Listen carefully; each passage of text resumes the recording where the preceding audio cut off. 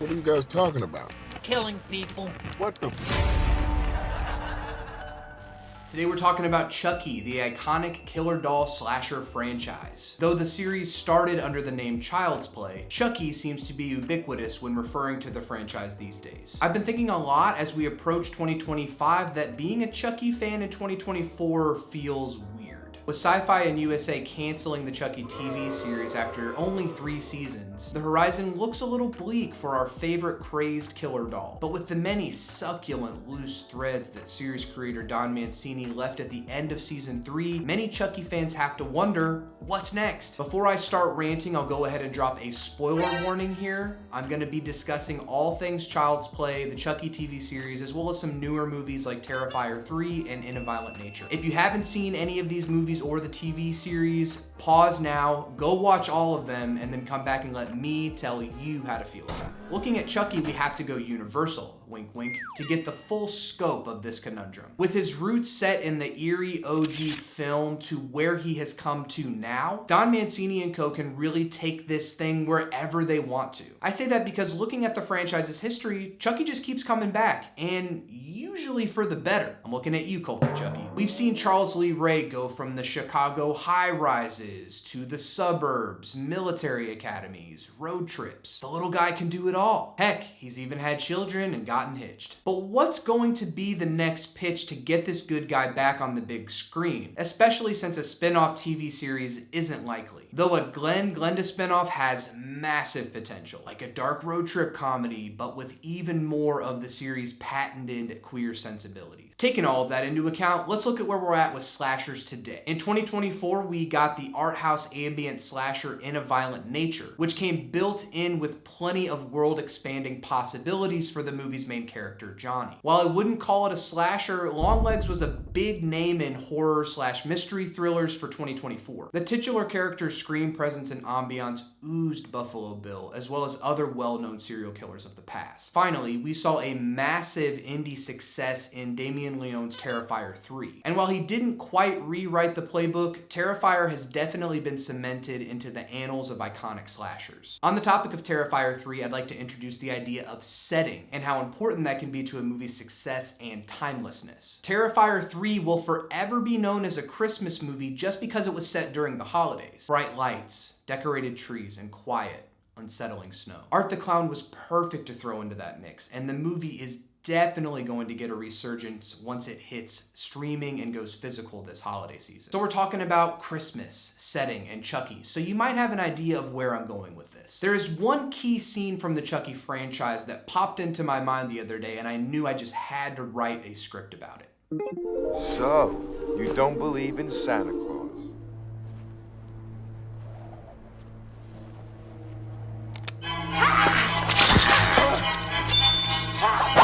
I knew it!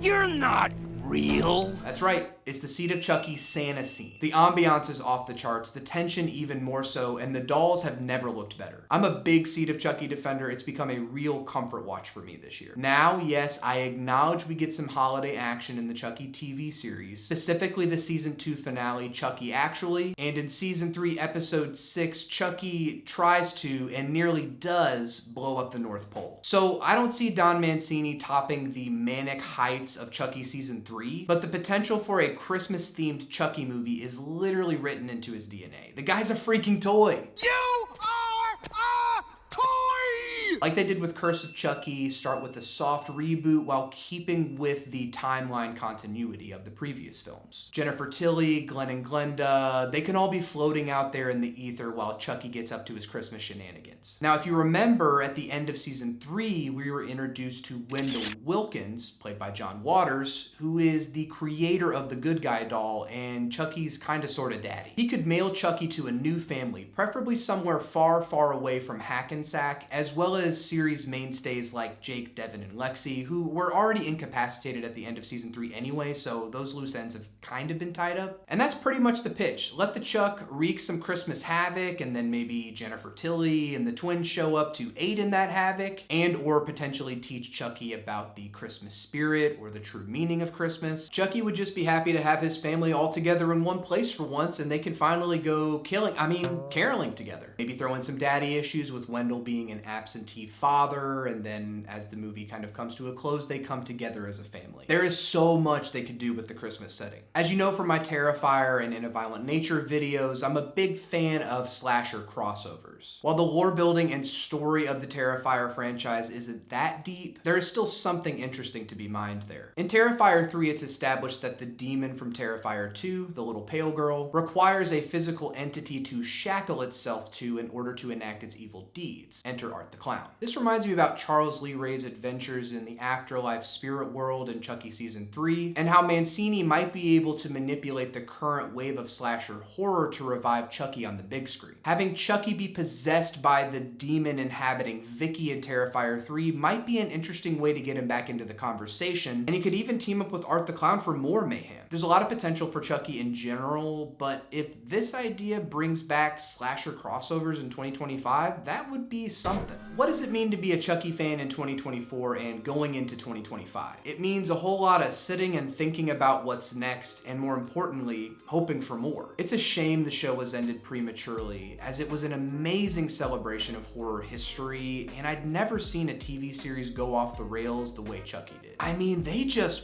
went for it season after season. Some of the unalivings in the TV series are the best of the franchise. Kenan Thompson's especially was insane. If you're new to the Chucky franchise in 2024, welcome to the club. You're gonna be eating good for a while. There's a lot for you to go through. But for those of us looking at the franchise's history, I worry that Chucky may be going into hiding for a little while. But if we know anything after all this time, Chucky will eventually come back, and he'll come back stronger and smarter than he was before. Don Mancini has not disappointed yet. How do you feel about being a Chucky fan in 2024, and what does the future hold for him in 2025 and onward? Are you tired of the IP circus, or will you welcome a new entry with open arms? Leave all the comments below, and before you go, don't forget to like and smash that subscribe button. Thank you all so much for watching this video and continuing to support the channel. Until next time, I hope that your holiday season is off to a great start, but if a mysterious package arrives and it happens to have a good guy doll logo on it, maybe mark that return to sender.